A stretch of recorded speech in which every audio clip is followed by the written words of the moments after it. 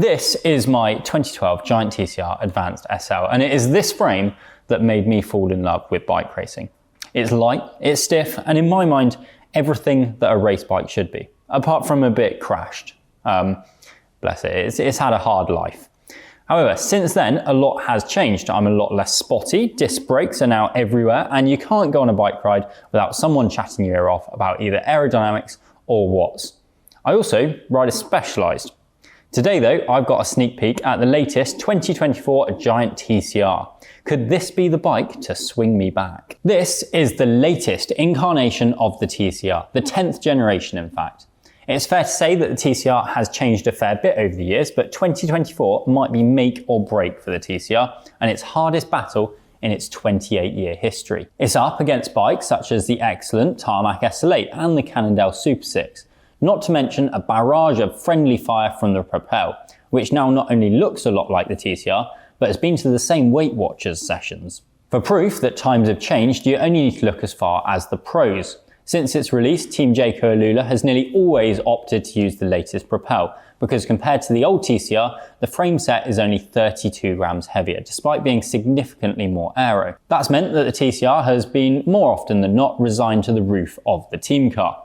Not a place that anyone wants to be. Clearly then, if the 2024 TCR is still going to be a competitive proposition, it needs to be a fair bit lighter. And luckily, it is. The frame on this Advanced SL model now weighs just 690 grams, a full 75 grams lighter than the outgoing model. That might not sound like a lot, but it does now make it significantly lighter than the Colnago V4 RS, the Lab 71 Cannondale Super 6, or Factor 02 VAM, and it's almost as light as the impressively feathery S-Works Tarmac SL8. Giant says that they've been able to achieve this by using what they called cold blade cutting, whereas previous generations of the carbon TCR frames relied on laser cut composite swatches.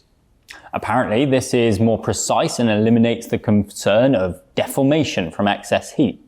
This translates into fewer 270 and more exacting swatches, which results in a lighter overall frame weight. Giant hasn't provided complete build weights, but we've had our hands on a couple of the models here at road.cc Towers. On our scales of truth, the Advanced SL1 Di2 in size medium came in at 6.76 kilos. The Advanced Pro 2, also in a size medium, was 7.77 kilograms. And the Advanced Zero XS, again in a medium, came in at 8.12 kilograms. It's good to see that it's not just the very top of the range that will be tickling the UCI weight limit. One of the most noticeable changes to the new TCR is that there are now no visible cables or hoses, not on this top of the range Advanced SL model, and not even on this lower range Advanced Zero AXS model. Instead of going for the fully integrated approach as we've seen on some recent road race bikes, Giant has opted to run the hoses under the stem in a channel, which means that you could, for example, change the stem or cut the steerer without needing to do a full bike rebuild. Just like on the latest Propel, Giant has called this Overdrive Aero, but it is a different stem which is lighter weight. The Contact SLR Aero Light, which is carbon, and you'll find on a bike like the Advanced SL, weighs in at 123 grams for 100 mil length, and the lower end bikes get an aluminium version, an SLR Aero Light stem, which weighs 161 grams, so still impressively light. Moving on to the bars, and you'll now find flare, which means that they're 3 centimeters wider at the drops than at the hoods, which again is all about being more aero. This is a trend we've seen more and more in both the pro peloton and in amateur racing, so it's no great surprise that Giant has decided that this is the route to go. Now, although the TCR is far from Giant's out-and-out aero bike, it is still the 21st century, and so wind cheating ability is very much still high on the agenda. There are plenty of features that we're now well used to, like this D-shaped seat tube, and just like on the latest Defy, the head tube is now much deeper too. Giant says that the most significant gains have been achieved in the down tube, the seat post, and the fork shaping, and that its own CFD and wind tunnel testing with a dynamic dummy has revealed that the new frame set is 2.28 watts faster at 40 kph. Not a lot then, but progress is progress. Giant has also revealed that the new TCR as a complete bike is 4.19 watts faster than the 9th generation, undoubtedly helped by the now integrated cables and these new wheels. We're well used to the latest bikes claiming to be lighter, faster, more comfortable and stiffer, and the latest TCR is no different.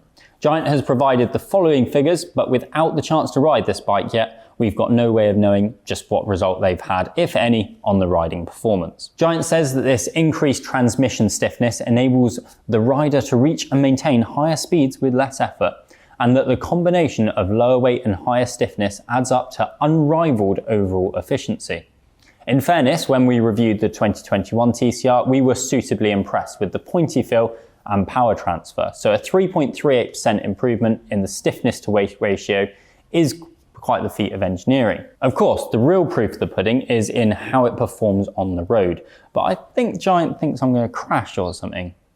It's not like I have history. When we spoke to Giant, they said that this means that the TCR now matches the Propel in terms of stiffness, and they therefore expect there to be a much more even split between the Propel and TCR being used at this year's World Tour races. Giant itself says that making a frameset ultra stiff doesn't necessarily make it faster, and that to optimize the all-rounder performance that the TCR is known for, compliance and control are also important. It's the additional compliance rather than the lower weight that Giant thinks will draw Jayco Alula's pro riders back to the TCR, especially in the classics, and we've already spotted this new model being used at the Strada Bianca. They haven't, however, provided any figures on how this has improved over either the outgoing model or Propel, but do explain that the sloping top tube and integrated seat mast mean that when we do get to ride this bike, we should find it noticeably more compliant than the Propel. Talking about compliance, you'll also find that the tyre clearance has gone up by 1 mil. The TCR was pretty early on going super wide, and it used to be able to fit 32 mil tyres. Well, this latest model can fit 33 mil tyres. Out the box, all the new TCRs will come with 28 mil tyres, but it's nice to have the option if you do want to fit wider. It's certainly quite nice on UK roads. There's no radical changes to the geometry of the 10th generation TCR, which, given our previous acclaim of the handling characteristics of Giant's flagship road bike, is no bad thing.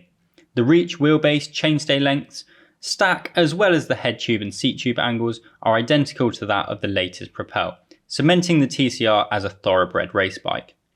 Giant points riders looking for a more laid-back geometry towards the latest Defy endurance road bike.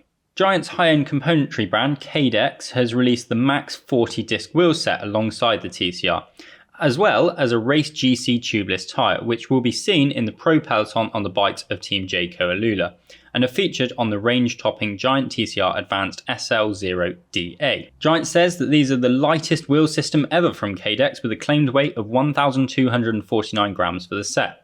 As the name suggests, they feature 40mm hookless carbon rims, 22.4mm inner rim width, and carbon bladed spokes.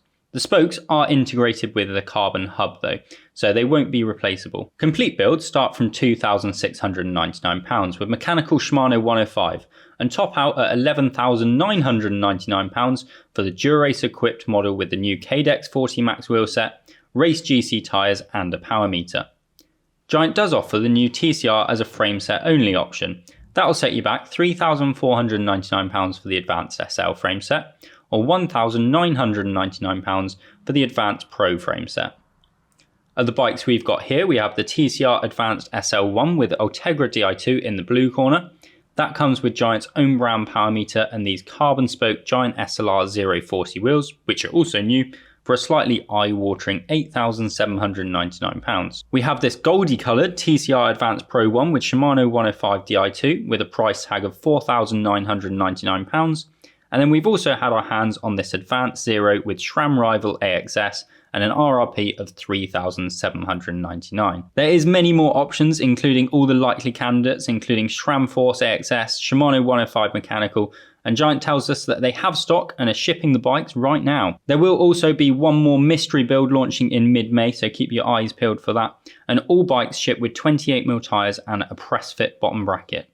All of them have hidden cables, albeit the ones higher up the range gets this carbon bar and stem. Over the past decade, we've seen plenty of brands resigning models to their history books as aero bikes get lighter and lightweight bikes get more aero.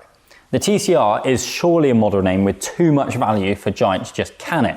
But for the past few years, it's been hard to see a place for the TCR when the Propel was just a few grams heavier. So, has Giant done enough with this latest model to ensure that the TCR name lives on? Not just in the Pro peloton, but as an entity at all. Well, it's certainly got the basics right. A hoseless front end was well overdue. The weight now draws a larger wedge between itself and the Propel, and in my opinion, it looks absolutely stunning, especially the Advanced SL model with that integrated seat post. Only time will tell how many pros will choose to use this over its more aerodynamic brother, and we won't be able to tell you where your money would be better spent until we put some mileage in on the new beast. Giant seems to have found all the ingredients though to ensure that the TCR name lives on for a good while yet. Let us know what you think of the new 10th generation Giant TCR in the comments section below. If you like this kind of content, then give this video a thumbs up and make sure you're subscribed to the channel for lots more cool bikes. We'll see you next time.